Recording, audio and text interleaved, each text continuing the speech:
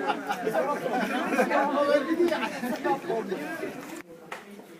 peut disposer, tu vas voir là, la salle de conférence, et puis il y a des salles de réunion tout autour. C'est mieux, oui, sans comparaison. Et l'espace détente est là.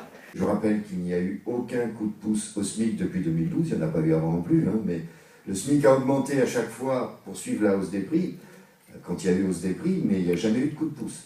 Et je rappelle que les camarades de la fonction publique, des 3 fonctions publiques, ont eux un salaire gelé depuis plusieurs années et c'est programmé le gel du point d'indice jusqu'en 2017. Ça veut dire que sur les 2 éléments sur lesquels le gouvernement a prise directement, c'est lui qui décide, que ce soit sur le SMIC ou en tant qu'employeur sur les salaires des fonctionnaires, eh bien c'est l'austérité, c'est le signe, un des signes de l'austérité économique et sociale que nous suivons.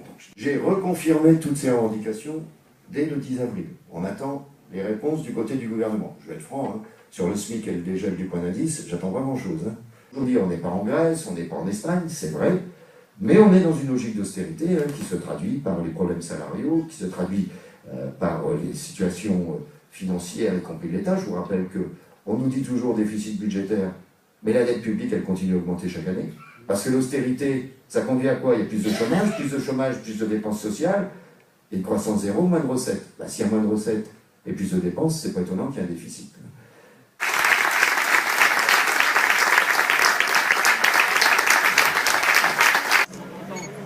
Regardez, c'est pas ça.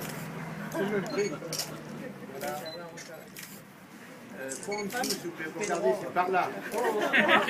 Ah, il paraît déjà. Ah, c'est foutu.